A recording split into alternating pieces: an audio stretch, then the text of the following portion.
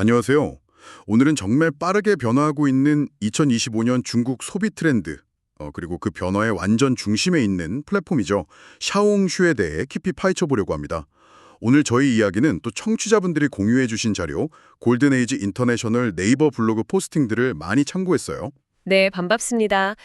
중국 소비 시장이 좀 둔화됐다, 뭐 이런 이야기들 많이 하시잖아요. 근데 실제로는 이게 재구성되고 있다. 이렇게 보는 게 좀 더 정확할 것 같습니다. 그러니까 단순히 돈을 덜 쓴다기보다는요. 그 기준이나 방향이 훨씬 까다로워지고 정교해지고 있다는 거죠. 이게 오늘 저희 이야기의 핵심입니다. 아, 재구성된다는 말씀이 되게 흥미롭네요. 그럼 먼저 그 한국 브랜드 마케팅 담당자 입장에서 봤을 때 우리가 꼭 주목해야 할 중국 시장의 변화, 구체적으로 뭐가 있을까요? 네, 일단 중국 경제가 뭐 여전히 GDP 5% 안팎으로 성장세는 유지를 하고 있어요. 그러니까 소비 여력 자체가 아예 없어진 건 아니고요. 그 지출의 방향성이 달라지고 있는 거죠. 특히 그 소비 동기를 보면 예전처럼 그냥 물건 사는 거 그거 넘어서서 이제 자기 성장이나 만족도 이런 거에 직접 도움이 되는 성과형 소비라고 하죠. 이런 걸 중시하는 경향이 아주 뚜렷해졌어요. 뭐 예를 들면 자기 개발을 위한 교육이라든지 아니면 건강 관련 제품이나 서비스, 뭐 특별한 경험을 주는 여행, 외식 이런 것들이죠. 네네. 또 하나 중요한 건 그 소비 주체도 예전엔 주로 일선 도시 중심이었다면 이제는 농촌의 중장년층이나 아니면 3, 4선 도시의 고령층 이런 새로운 소비자들이 떠오르고 있다는 점이에요. 이제 예전처럼 딱 일선 도시만 보고 가는 전략 이건 좀 다시 생각해 봐야 한다는 겁니다. 소비 방향이 성과 중심으로 또 주체도 다양해지고 있다. 이런 큰 흐름 속에서 그럼 샤오홍슈는 왜 이렇게 중요한 플랫폼이 된 거예요? 그냥 뭐 인기가 많아서 이건 아닐 것 같은데요. 아, 네, 맞습니다. 샤오홍슈는 이제 단순 SNS가 아니에요. 사용자들이 필요한 정보를 검색하고 또 다른 사람들 경험이 담긴 컨텐츠를 소비하고 거기서 최종적으로 구매 결정까지 이 모든 과정이 그냥 한 곳에서 다 이루어지는 거죠. 약간 생활 밀착형 컨텐츠 플랫폼으로 완전히 진화했어요. 와, 한 곳에서 다요? 네. 월 사용자가 무려 3억 3,900만 명이고요. 매일 들어오는 사람도 한 1억 2,900만 명 정도 돼요. 이게 2025년 6월 기준인데요. 주로 Z세대 여성분들하고 또 고소득 도시 소비자들이 많고요. 네. 근데 여기서 진짜 주목해야 할 거는 사용자 10명 중에 7명이 검색 기능을 쓴다는 거예요. 그리고 그중 거의 90%는 뭔가 목적을 갖고 스스로 검색한다는 거죠. 그러니까 샤오홍슈에서 하는 검색은 거의 구매 직전 행동이다. 이렇게 볼 수 있는 거예요. 구매 직전 행동이요? 네. 게다가 컨텐츠의 90%가 일반 사용자들, 그러니까 우리 같은 사람들이 올린 솔직한 후기, UGC거든요. 그러다 보니까 정보 신뢰도가 엄청 높아서 아예 결정 플랫폼 이렇게 불릴 정도예요. 와, 검색이 구매 결정으로 바로 이어진다니? 진짜 강력한 플랫폼이네요. 그러면 중국 진출을 막 고민하는 한국 브랜드들 있잖아요. 이 샤오홍슈를 제대로 쓰려면 당장 뭘 해볼 수 있을까요? 구체적인 전략 같은 게 있을까요? 네, 몇 가지 좀 핵심적인 전략을 말씀드릴 수 있을 것 같은데요. 첫째는 역시 콘텐츠입니다. 그냥 우리 제품 좋아요 이런 홍보 말고요. 사용자들이 진짜 궁금해하고 믿을 만한 정보 이걸 줘야 해요.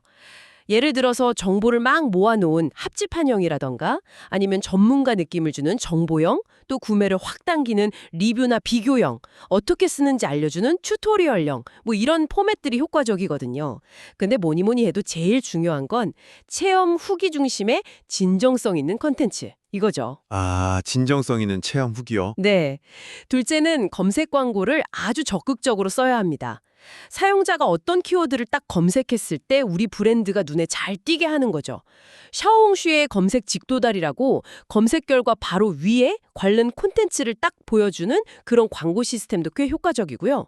실제로 검색 광고를 하고 나서 브랜드 검색량이 뭐 140%에서 180%까지 늘기도 하고 또 일반 피드 광고랑 검색 광고를 같이 했더니 구매 전환율이 무려 27배나 높아진 그런 사례도 있어요. 27배요? 와. 네. 셋째는 홍마오 프로젝트라고 샤오홍슈랑 티모를 연결하는 기능이거든요. 이걸 주목해야 합니다. 이제 샤오홍슈 콘텐츠 보다가 바로 클릭해서 티몰 상품 페이지로 넘어가서 구매까지 쭉 이어지게 할 수 있는 거예요. 뭐 데이터 분석이나 AI 최적화 기능 이런 것도 지원이 돼서 특히 예산이 좀 빠듯한 중소 브랜드한테는 이게 아주 좋은 기회가 될 수 있습니다. 중소 브랜드한테요? 그렇죠. 넷째는 효과적인 예산 배분, 그 KFS 전략이라고 하는데요. KOL, 그러니까 인플루언서나 KOC 같은 체험단 활용 예산, 그리고 브랜드 자체의 컨텐츠, 피드 만드는 예산, 마지막으로 검색 광고, 서치 예산.